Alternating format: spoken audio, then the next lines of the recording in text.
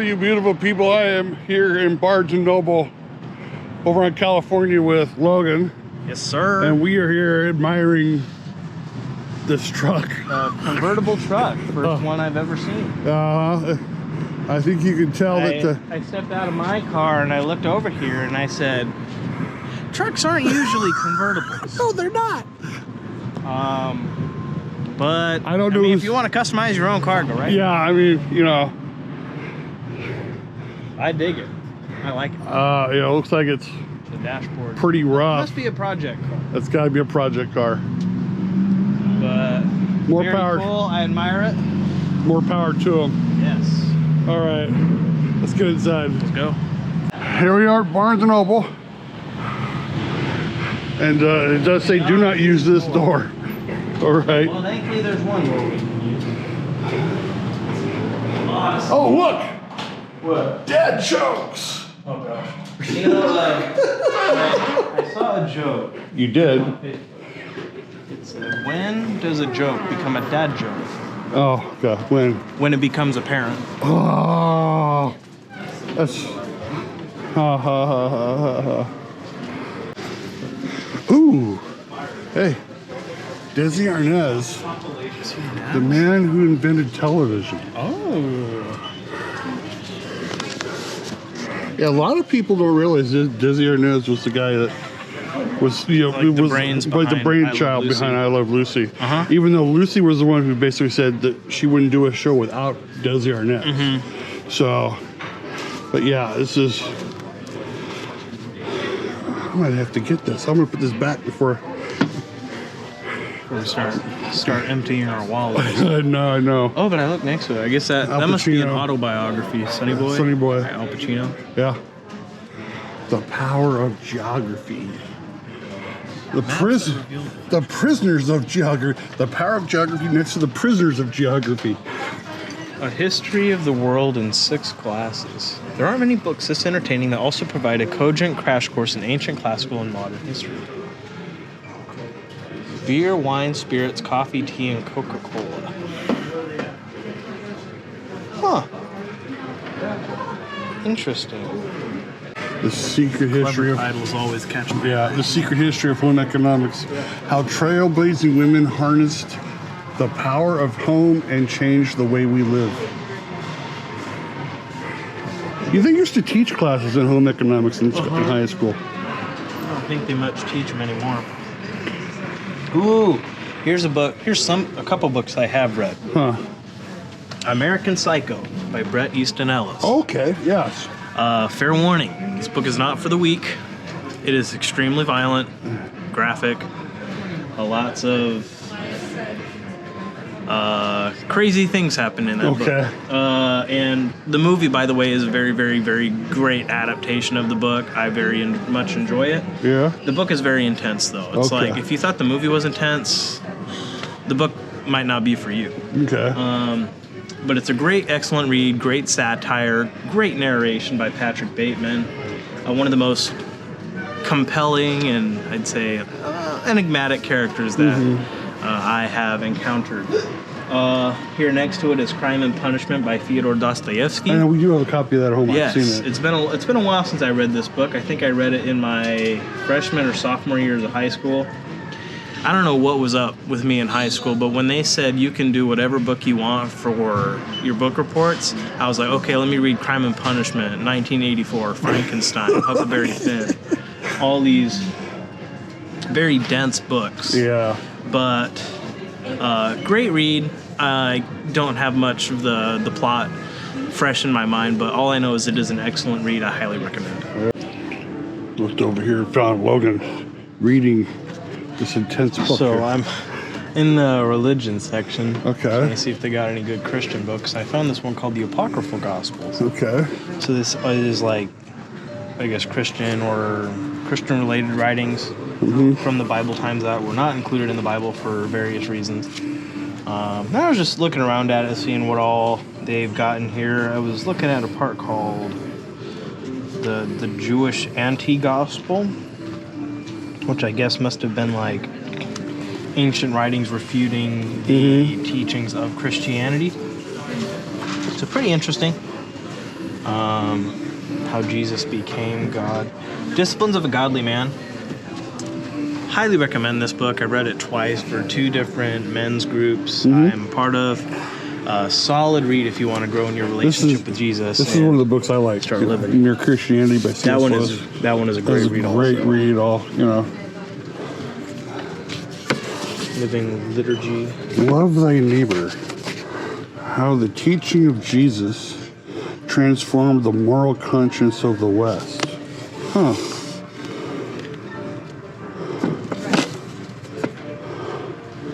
Well, here's this one. The Bible. A Global History. Huh.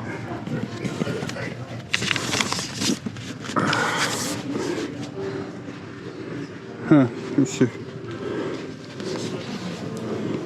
And this is not, I don't know if this is, oh, this just talks about the Bible. So it's not the Bible.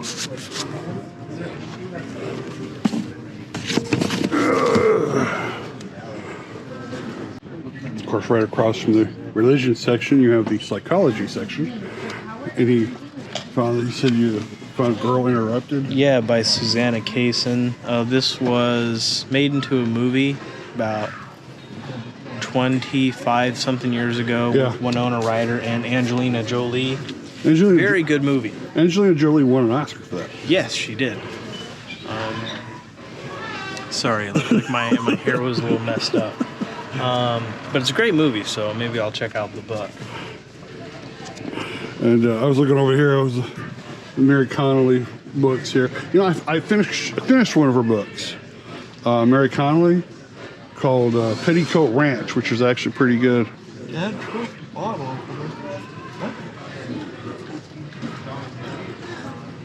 Look, Part trophy, part bottle opener. Our trophy bottle opener will make a great gift for Dad this Father's Day. It's a major award. Interesting.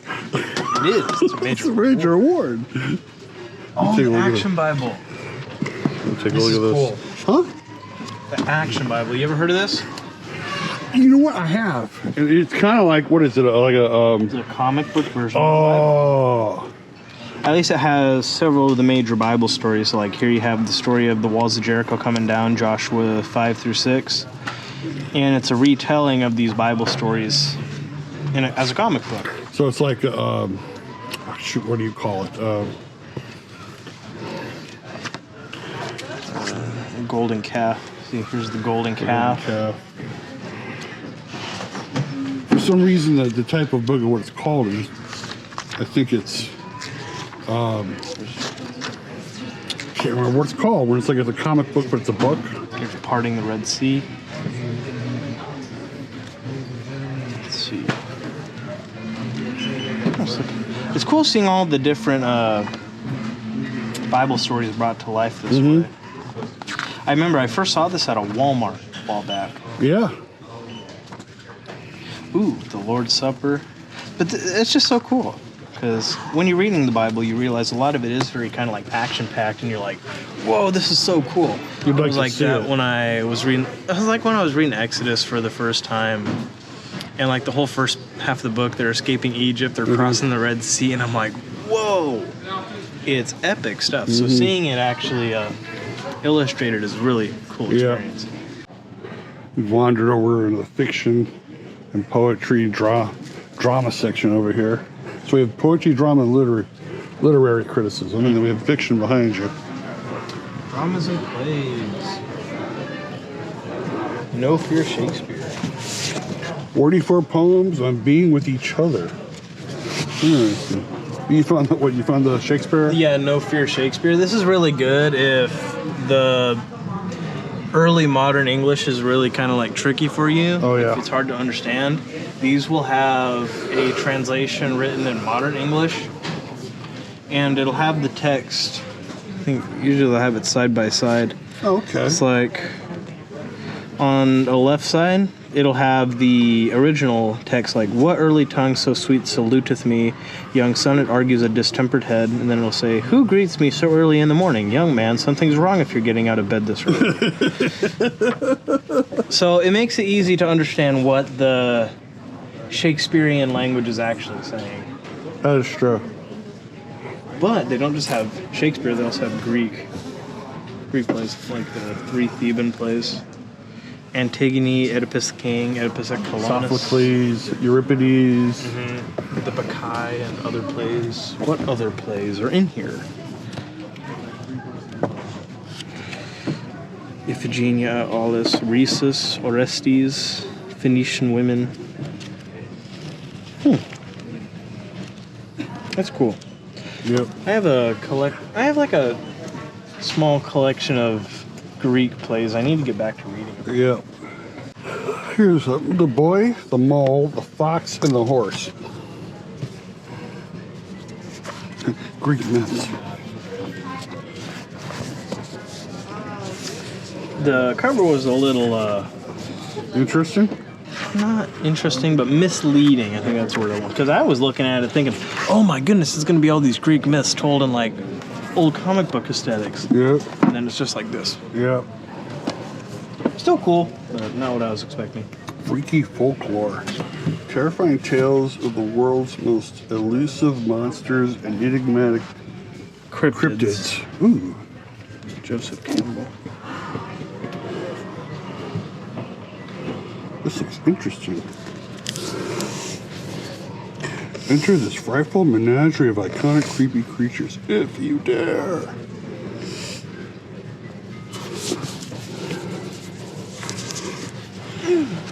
Whoa! I just turned it here. The Abada, which looks like. From Central Africa. This looks like a werewolf meets a hyena. So yeah, it's a hyena version of a werewolf. Legendary creature of Central Africa is Yabada, mysterious unicorn-like creature. In contrast to Western unicorns, which typically have a single horn, the Yabadas are depicted with 2 curved horns. So just remember, if you're in Central Africa and you run into that, run for your life.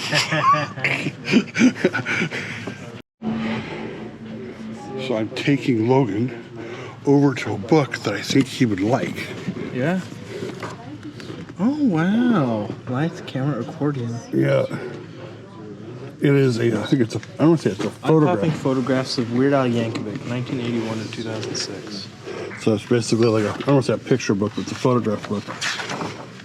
A lot of it's his early career. Wow. Because it's interesting, 'cause sometimes you can tell more from a story or a book in pictures than you can Well, it's like the saying goes, a picture is worth with 1,000 words. Oh my gosh, look at that. Oh my gosh. Almost looks like he's about to do a Elvis. What is Elvis in on him? Yeah. Wow. That's cool. I bet you if you asked him today if he ever thought he would be so popular or so big, he'd probably say no. Looks like there he is dressed up as Prince. Prince, yeah. He probably wouldn't think that he would be so iconic as he is. Was it from the Smells Like Nirvana Yeah. video? But he's just, I think he's one of the greatest comedians to ever live. Mm-hmm. Alapalooza? Oh my God. Oh, it's Amish Paradise. Uh-huh. What video is this from? This He's is from Gump. Gump. He's Gump. He's Gump. He's Gump. Yeah. Put that all up there. Wow. I always I love had to read a part of this book for one of my classes this Crying past in- semester. Crying in H Mart by Michelle Zahner. Okay. What's it about? I think we only read one chapter of it, but it was essentially this Korean American woman, I think Korean. Her mom dies, and her mom was kind of like her connection to her Korean heritage because she was mixed race, half Korean, half white. And so without her mom, she kind of like loses that connection to her Korean heritage. Oh, okay. So now every time she goes to H Mart, she's reminded of the foods, because H Mart is a store specifically for like Korean foods. Oh, okay.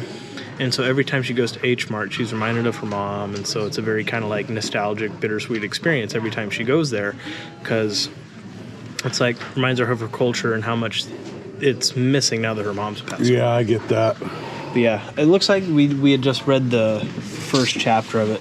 I had to read it for Teaching High School English Language Arts Part 2. But from what I read, it seems like it'd be a very interesting read. It does sound like it's an interesting story. I should get that myself. This is called the Queer Film Guide. The reason the cover caught my guide is because I think that's Divine on the cover. That's Divine. And I have seen a handful of John Waters movies, and I'd say I'm a fan of his work. But his movies are quite out there. Eclectic, bizarre, campy. So I was wondering if the movie Pink Flamingos was on there. Of course it is. One of the most, I'd say, insane watches I've ever experienced. It doesn't look like there's a table of contents. But yeah, so if you want to learn more about movies that explore the 100 queer experience that tell LGBTQIA plus stories. Interesting. One of my favorite, I would say, like a couple of my favorite LGBTQ films are like The Birdcage and Oh, that one's good. Tu Wong Fu. No problem. Horror for weenies? Huh? Everything you need to know about the films you're too scared to watch. What movies they got on here? Psycho, Night of the Living Dead, Rosemary's Baby, Exorcist. Funny looking over this list and realizing I've actually seen most of these movies. I've seen almost all of these too.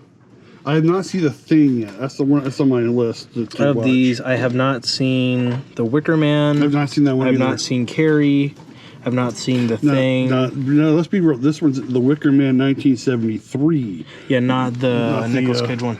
No, not the bees. Hereditary. I'll be honest, I wasn't too much of a fan of No, I've not seen these. I've not seen The Ring, 28 Days, or Saw. The first Saw is pretty good because it's more like a psychological type of horror. When you get to the other Saw movies, it's just they call it body horror, but it's really just people getting hurt. Yeah. And I don't like seeing people get mutilated and stuff. Yeah, I'm not into that either. So I got through Saw 2, and I said, yeah, I'm not watching any more of the Saw. You know, it's funny is I was just watching a video earlier on like movies that are like been banned, and like they said like Saw 6 was so graphic. It was banned in like a lot of countries because of just the pure violence of it. Which but a lot of people are telling me I should like watch the first one because the first one is not really that bad. First one's pretty good. Don't watch past the first one. Charlie Chaplin versus America: When Art, Sex, and Politics Collide. He's one of my Charlie Chaplin's one of my, I don't want to say heroes. What is it? Mentors? Heroes, probably. You know, I love watching his films because he's a great director. He's an amazing director. This is a good book, by the way. Which one? Oh my gosh, yes. Born Standing Up. I'm more than halfway through this one. Yeah. And I'll probably have it done by like in a couple of days. It is really good. Yeah, I read it a few years back, and it's excellent. What's interesting to the part I've gotten to now, he talks mostly about his stand-up comedy and he doesn't talk a lot about, at least the part I've gotten, he doesn't talk a lot about his movies. Talk about his time on the Tonight Show with Johnny Carson and writing for the Smothers Brothers and all that. This one's really good. I've read this one all the way through. This one talks about going through his childhood up until he passed. Goes into a lot of good details about, why he, because one of the things it says here, why don't you hold this? Because one of the things it says is that he was always on the verge of bankruptcy. And it was like the next big film he was, was going to be determined whether the next film was able to even come out. It's like, and he was always, whenever he would make money, when he made money on Snow White, he pretty much like used like Pinocchio and Fantasia and all that other stuff to make things better, to experiment, to see. And then he made Disneyland because he wanted a place for families to enjoy a day at the parks. And the funny part is that when he opened Disneyland, it became more of his obsession than the studios were. So it was a really good book. I learned a lot. It is over 700 pages, so you're going to have to. It's going to be a bit of a trog to get through. The film book. Complete guide to the world of movies. Let's see what they got here. Or do they even have a? Or like, is it like the other one? It doesn't have a. It doesn't have a paid table of contents. Okay, well then let's just go through some of it. Oh, it talks about how movies are made, post-production, movie genres, avant-garde. This one is going to be animation. Go through here, gangster movies. Got Goodfellas. Indiana Jones: The Last Crusade. Series, I love that movie. Teen movies. Probably one of the best teen movies ever made. The Breakfast Club. By one of the best directors and screenwriters to ever live. John Hughes. The Nordic countries. So it goes not just through, talk about world films too. Eastern Europe. That's the thing about it. A lot of people don't realize that other countries have been making movies about as long as we have, if not longer. Matter of fact, the first movie ever made was a French film. You know, and it was just basically your A to Z directors: Bernardo Bertolucci, Ingmar Bergman, John Cousteau, Rene Clair. I'm just gonna keep going through here. Joel and Ethan Coen, John Huston. Look at the Maltese Falcon, Treasure of the Sierra Madre, Key Largo, Asphalt Jungle. These are like African Queen. All of these are pretty much classics.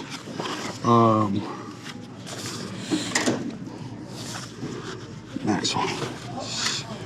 And these go not. See, this is some Indian films. Indian films. I mean, just Jean Reno, one of the greatest French. One of the greatest French directors ever lived. Some of the movies, All Quiet on the Western Front. Passion of Joan of Arc. That one's good. Un Chien Andalou. That's good. Yeah. Little Maltese Falcon, Little Foxes. I mean, this is Singing in the Rain. One of the best movies ever made. This is like a time when it was like Tokyo Story. If you have not seen Tokyo, this is probably one of the best Japanese directors of all time, Ozu. Yasuhiro Ozu, released in 1953. And it basically talks about it's basically about this elderly couple and their challenge. Because the challenge is that as they're getting older, they feel like that their kids aren't going to be wanting to take care of them, and the kids are always arguing between three of them. Well, you're going to take care of them. Well, you make more money, you should take care of them. Well, you have more time, you should take care of them. And it's like, and it's just sad to be able to see these people who are Vertigo, probably one of, if not the best Hitchcock film ever made. And yes, I love Psycho. Last Year in Marienbad, Saturday Night, Sunday Morning. Some of these movies you've probably never heard of. Oh, hold on. I go back. The Godfather, Wild Bunch, Easy Rider. Where did I see it? Some Like It Hot. Lawrence of Arabia. Dr. Strangelove. Sound of Music. Sound of Music. That's one of my favorites. Yep. Sound of Music. Whenever you see, it's funny. Whenever you see you come out of those hills and you see that big old field. And there's Julie Andrews like spinning around. Bro, it's just majestic. It's magical. And I sometimes compare that scene to the one scene where Belle's running through the field. I want adventure in the great white somewhere. I believe that was an homage to the Sound of Music. Yeah. Bonnie and Clyde. If you've not seen Bonnie and Clyde, that's a great film. E.T. I know I'm talking a lot. I love films. Do the Right Thing. That one is excellent. That's excellent. Excellent. Cinema Paradiso. That's a great film. I mean, just Reservoir Dogs. Oh, great film. I think that's Tarantino's first movie. 1991, Quentin Tarantino, Reservoir Dogs, Fargo. I mean, just.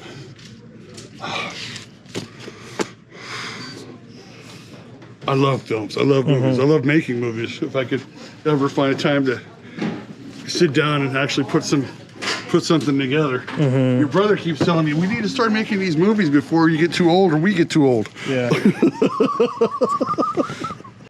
Back here is the music section. Vinyl. Ooh, excuse me. Disintegration. That's a good one. Oh, that's a good band. Revolver. Prices are a little expensive. 32 So- bucks. A lot of people say Revolver is the best Beatles album ever. Your opinion? It's a tough question because I've heard, I think, all of their albums at least once. Yeah, Revolver's definitely one of the best. Yeah. My personal favorite, I've always loved Rubber Soul. Yeah, that's mine too. One of my favorites, then maybe like Abbey Road.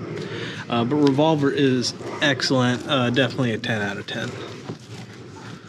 But I would not disagree if people said Revolver is the best. Yeah. I mean, my favorite's Rubber Soul also, and then, of course, Sgt. Pepper's after that. Oh, here's Abbey Road right Abbey here. Road right here. There's Sgt. Pepper's. Pet Sounds.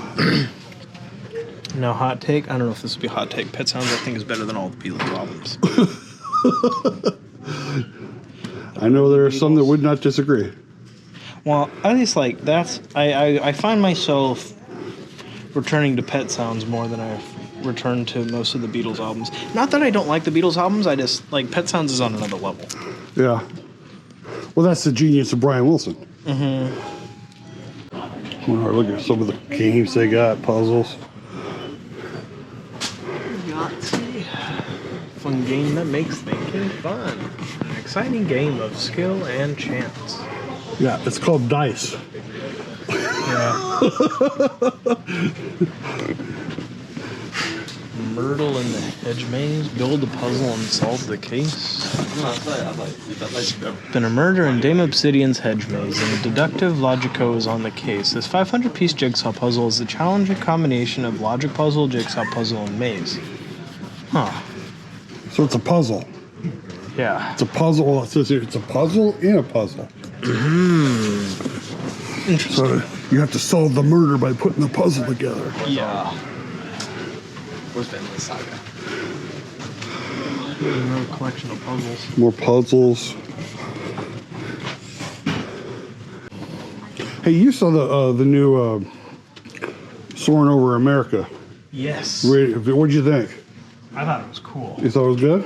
Yeah. How long do you think they'll keep it? Probably for up to a year, maybe. Okay. Because it's the whole America 250th birthday celebration. Yeah. So they'll probably keep it around for a while. That way people have time to come and experience it before they change it back to soaring around the world. Yeah. I'm trying to remember what section this is. I think it's like comic books or graphic novels. Graphic novels. That's what I was thinking of, but the Bible and pictures. So graphic novel. It's a graphic novel. Is it manga? Okay. It's a plushie. I think it's roasted marshmallows. That's too crazy. Interesting. It's even got the little roasted thing on it. Yeah, a little birthmark.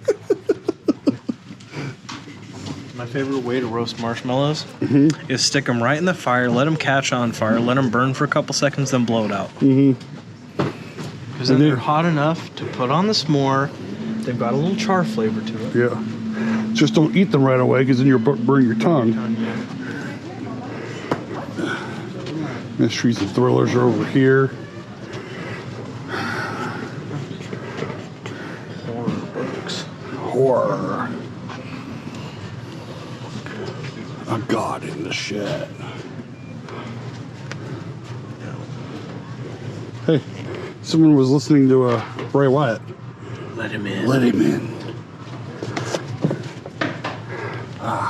Here's a chonker on the book. Oh my gosh. Oh yeah. It. This is Over 1,000 pages. 1,000 and over like 1,100 pages. So Yeah.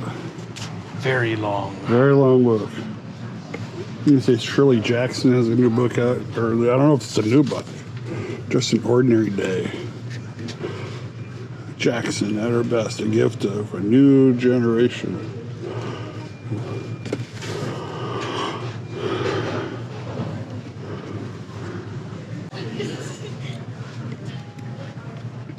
Oh, the body. This is the story that Stand By Me is based off of. Oh yeah. And he also wrote The Shawshank Redemption, which The Shawshank Redemption is based off of. Yep. That's a movie I haven't seen in a while. Oh, Carrie.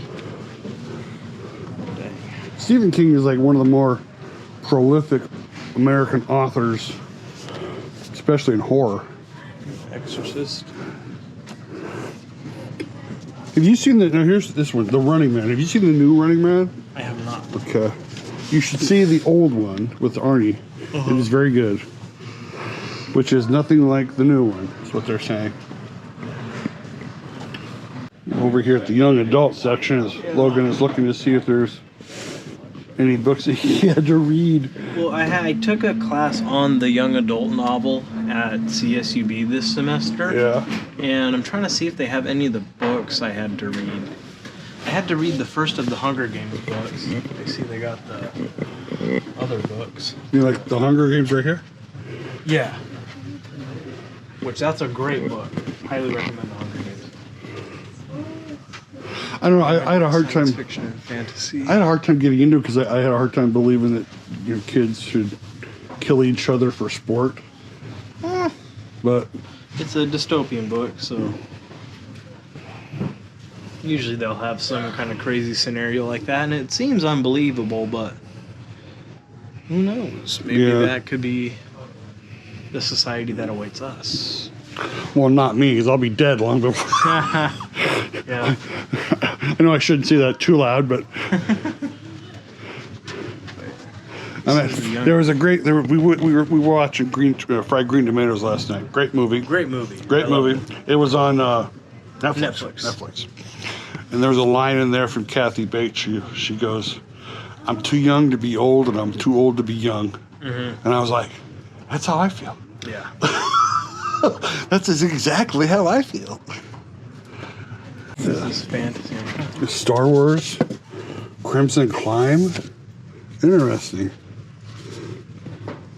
Johnson nails Ahsoka's characterization, so fans will be pulled along by her narration as she goes from bystander to reluctant vigilante. Oh, wow. Oh, wow. I keep forgetting that there are authors out there that continue to write Star Wars type books, even though it's like, you don't even know if, if they even have the approval of George Lucas to do so, but they do it anyway. Maybe I should do that. Maybe I should write my own Star Wars novel and see how it goes. So we're in like the third section. We've been looking for young adults books, and it's huge. I didn't realize how big it was. I didn't realize how big of a genre it was. The thing of it is, though, is I find it interesting because a lot of people, I've been told or I've heard that reading among Gen Z and Gen Alpha is going down because of all the screen time, and yet this has got to be some of the biggest genres I've seen as far as reading is young adult, which either young adult is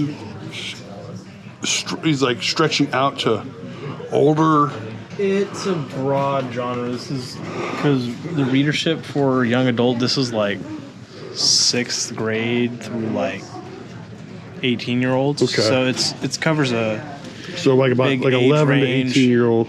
And young adult covers all sorts of young adults. So it's like fantasy, sci-fi, horror, realist.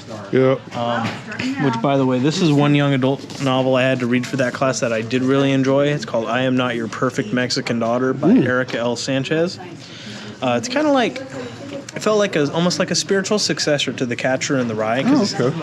The main character, Julia, has a very similar like worldview and narration as Holden in The Catcher in the Rye, which that's one of my favorite books ever. Highly recommend to read that one if you ever get the chance. I'm just surprised at how many books, but I guess you're right. It's like it holds, the young adult itself holds so many genres within it that, you know, it's probably just big because it's got that. I mean, if you look at some of these, you know, you're right. You know, if you just looking at some of the covers, you can tell, you know, some of them are like fantasy, horror, you know, all this other stuff. All right, everybody. So we got out of there.